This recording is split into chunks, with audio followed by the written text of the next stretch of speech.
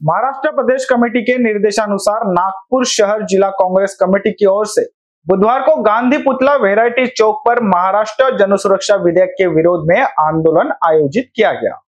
कांग्रेस नेताओं का कहना है कि यह विधेयक जनता के हक और अधिकारों पर गहरी चोट करता है। इसी के विरोध में कांग्रेस कार्यकर्ताओं ने एकजुट होकर सरकार के खिलाफ जोरदार नारेबाजी की। इस आंदोलन में माजी मंत्री, विधायक, पूर्व विधायक, प्रदेश पदाधिकारी, शहर कांग्रेस कमेटी के पदाधिकारी, सभी ब्लॉक अध्यक्ष, पूर्व नगर सेवक, महानगर पालिका इच्छुक उम्मीदवार, महिला कांग्रेस, युवक कांग्रेस सेवा दल समेत फ्रंटल व सेल के पदाधिकारी तथा बड़ी संख्या में कार्यकर्ता उपस्थित रहे। नेताओं ने स्पष्ट किया कि कांग्रेस इस विधेयक को किसी भी हाल में स्वीकार नहीं करेगी और जनता के अधिकारों की रक्षा के लिए सड़क पर लेकर सदन तक संघर्ष जारी रखेगी।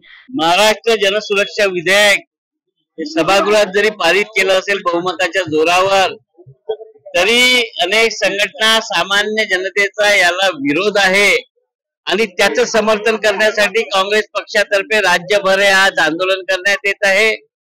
कुठलाही विधेयक, कोणताही पक्ष आपल्या मेजॉरिटीच्या भरोशावर जर मंजूर करून घेत असेल तर मला वाटते सभागृहात आता प्रश्न निर्माण झाला की सभागृहात यावर का नाही बोलले, पण सभागृहात या विधेयकावर बोलण्याची कोणाला परवानगीच नाही आहे।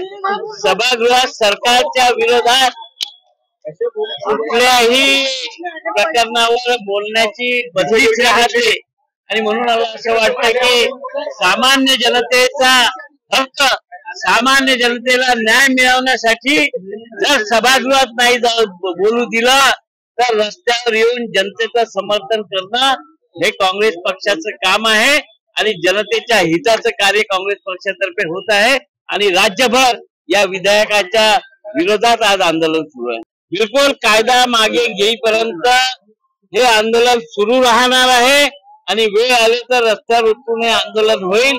येणाऱ्या अधिवेशनाच्या काळात सुद्धा हे आंदोलन अजून प्रखर करण्याचा आमचा प्रयत्न आहे। ते असा आहे की हे आंदोलन संपूर्ण महाराष्ट्रामध्ये होत आहे, तर नागपूरमध्ये महाविकास आघाडी करत आहे।